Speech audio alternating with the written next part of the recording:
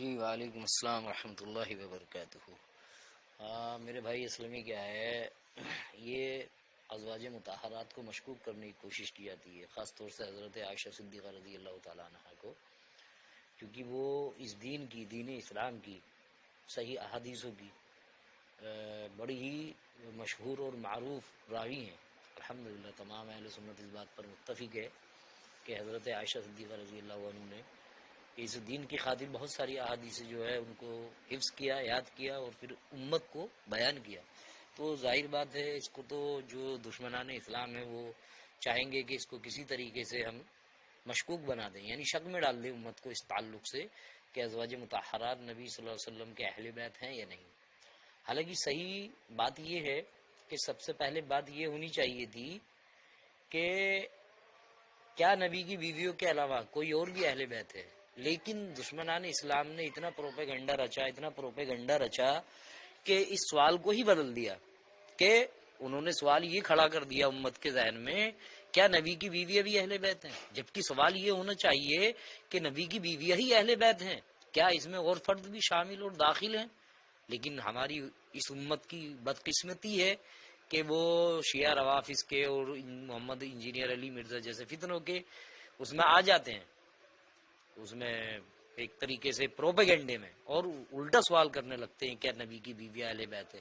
سوال یہ ہونا چاہیے کیا نبی کی بیویوں کے علاوہ بھی اور کوئی اہل بیت ہے؟ ارے بھائی اصل تو نبی کی بیویاں ہی اہل بیت ہے نا، جن کو اللہ رب العزت نے قرآن میں جو ہے وہ مخاطب کیا ہے، جس کے تعلق سے میں نے نیچے آیت لگا دی ہے، سورہ احزاب کی آیت نمبر 32 اور 33، جس کو کہتے ہیں آیت تطہیر۔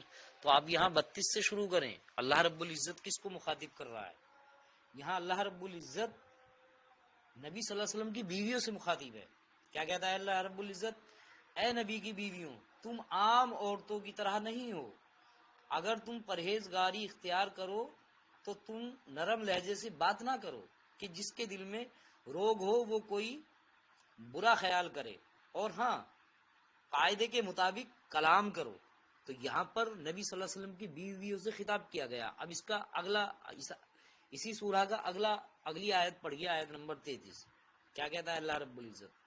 کہتا ہے اور اپنے گھروں میں قرار سے رہو، یعنی اپنے گھروں میں ٹھہری رہو، اور قدیم جاہلیت کے زمانے کی طرح اپنے بناؤ کا اظہار نہ کرو، یعنی بناؤ سنگار میک اپ یہ سب چیزیں اظہار کے لیے یعنی کسی کو دکھانے کے لیے نہ کرو، اور نماز ادا کرتی رہو اور زکوٰۃ دیتی رہو۔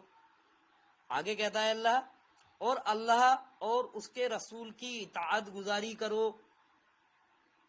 اللہ اور اس کے رسول کی اطاعت گزاری کرو۔ پھر آگے کہتا ہے اللہ تعالیٰ یہ چاہتا ہے کہ اپنے نبی کے گھر والوں سے، یعنی یہاں اللہ رب العزت جو کلام کر رہا ہے نبی کی بیویوں کو مخاطب کر کے کر رہا ہے۔ کیا کہہ رہا ہے اللہ تعالیٰ یہ چاہتا ہے کہ اپنے نبی کے گھر والوں تم سے وہ ہر قسم کی گندگی کو دور کر دے اور تمہیں خوب پاک کر دے۔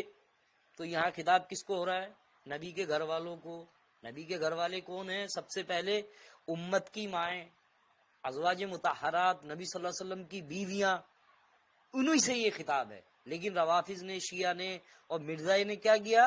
اس پوری آیت کو ہی بدل دیا، دین اسلام کو ہی چینج کر دیا، اور لوگوں کے ذہن میں یہ شک پیدا کر دیا کہ سوال کرو کیا نبی کی بیویاں اہل بیت ہیں؟ ارے سوال یہ ہونا چاہیے اس قرآن کی 2 آیات کے مطابق کہ کیا نبی کی بیویوں کے علاوہ بھی کوئی اور اہل بیت ہے؟ تو الحمدللہ یہ قرآن سے ثابت ہے کہ نبی کی بیویاں سب سے اول ہیں اہل بیت ہونے میں، اس کے بعد میں پھر اور جو دیگر ہیں، جو نبی کے گھر والے ہیں، نبی کی بیویاں ہیں، نبی کے داماد ہیں، ان کے بچے ہیں، یہ سب اہل بیت ہے۔